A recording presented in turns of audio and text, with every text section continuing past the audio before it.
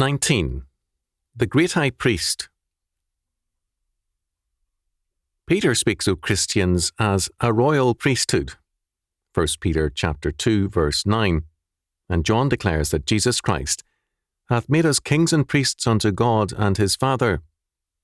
Revelation chapter 1, verse 6, compare chapter 5, verse 10.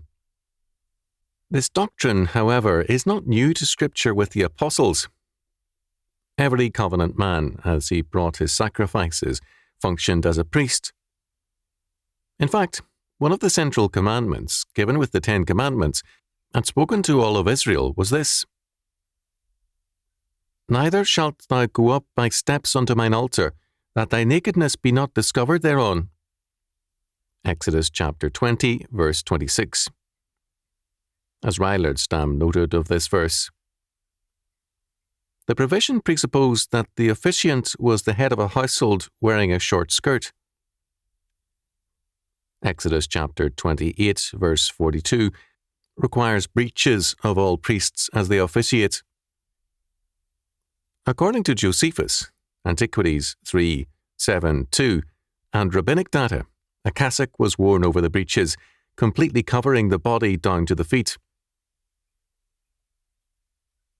There are references to the required clothing in Exodus chapter 28, verses 1-29, chapter 29, verse 29 and 30, chapter 39, verses 1-31, and Leviticus chapter 8, verses 7-12. Clearly, every covenant man was called to be a priest and to be mindful of a certain meaning in the garb thereof. Every covenant breaker was a renegade priest. This is still the case.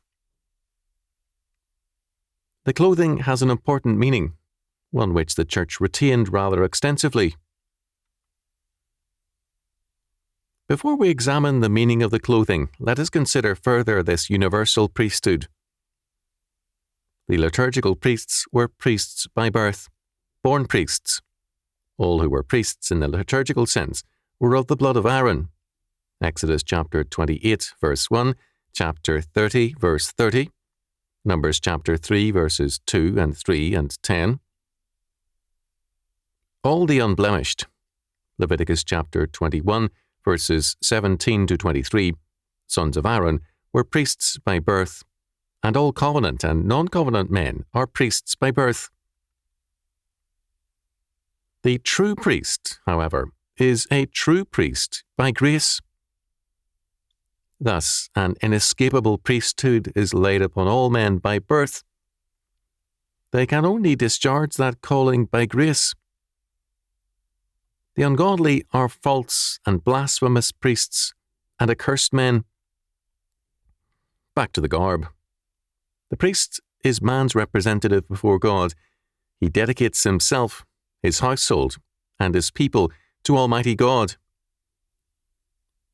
As a priest, he is also a substitute for God's great high priest, so that his priesthood is doubly representative. He represents his people to God, and he represents, as a stand-in and member, God's great high priest.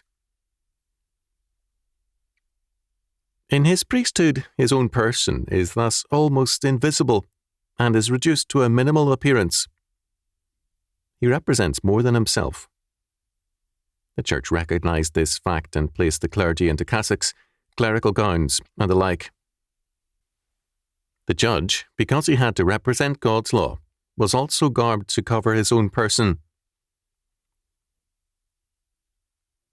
In recent years, many Protestants, because of anti-Roman Catholic sentiment, have extensively abandoned clerical clothing. It has been replaced with a tacit requirement of conservative dress and a position behind the pulpit and the Bible, to emphasize the fact that it is the Bible which alone must speak and be heard. Moreover, many or most pastors in this tradition tended to avoid all personal references. I recall in the mid-1930s hearing an aged pastor preach. An elderly Russian nobleman, born about 1850, he had known many of the great men of his day, and I was delighted at our table talk in my father's home and pressed him for details. Because of his conversion, he had been sent to Siberia. All this came out only because I was reading Tolstoy, and I questioned him about Tolstoy, whom he had known, and others. None of this appeared in his preaching. He cited as illustration one incident of which he was not the centre, and prefaced it with these words: "If you will pardon this personal reference." Other men held that only an older and judicious man could use personal illustrations and references. The person is to be covered. The office is to appear, and the word of that calling. It is significant that the great high priest, Jesus Christ, does not, in his teachings, indulge in personal references and reminiscences.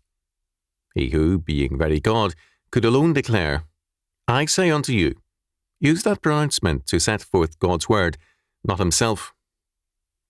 From the words of our Lord, we know little about his personal history, much about the will of the Father.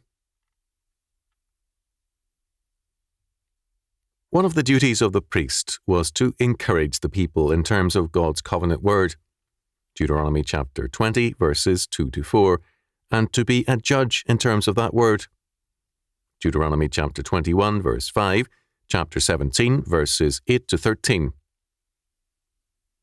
Every covenant man as priest needs to encourage his charge in the Lord and to judge all things in terms of God's law word.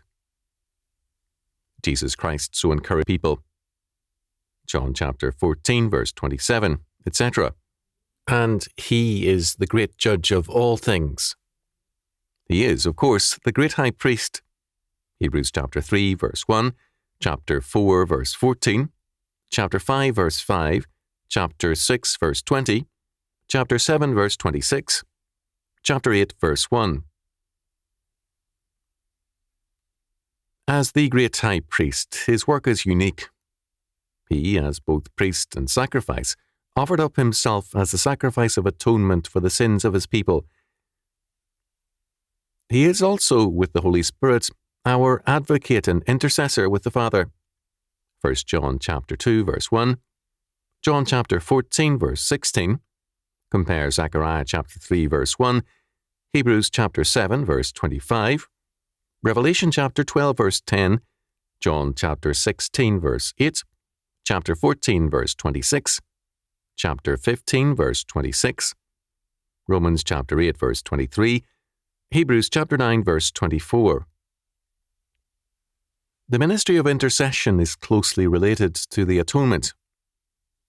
Berkhoff, citing Hebrews chapter 9, verse 24, wrote, "Just as the high priest on the great day of atonement entered the Holy of Holies with the completed sacrifice to present it to God, so Christ entered the heavenly holy place with his completed, perfect, and all-sufficient sacrifice, and offered it to the Father. And just as the high priest, on entering the holy place, came into the presence of God, symbolically bearing the tribes of Israel on his breast, so Christ appeared before God as the representative of his people, and thus reinstated humanity in the presence of God.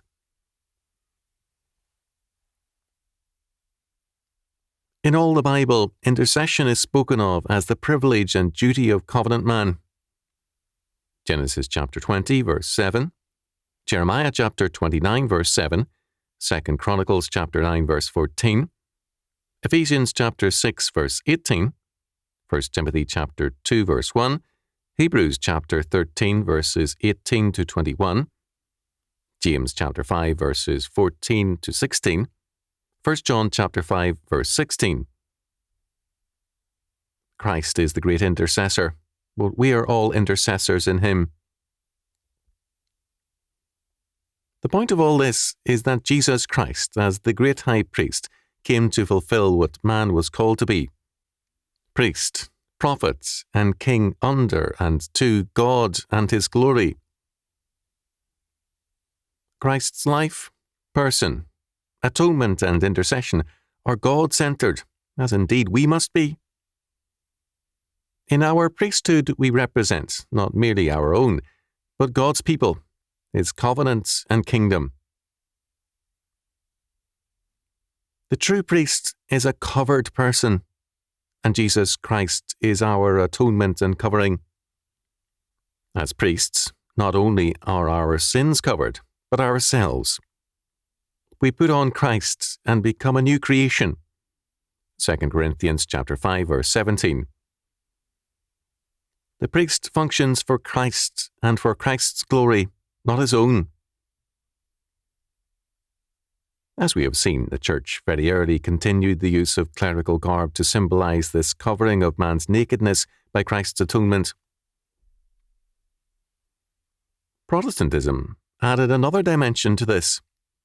The pastor was to stand behind the open Bible, to present to men not himself and his word, but the binding law word of God.